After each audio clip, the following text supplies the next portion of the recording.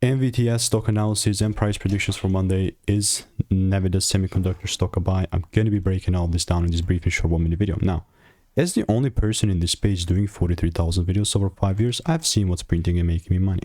And I'm not even exaggerating it. Again, it's all on my YouTube channel.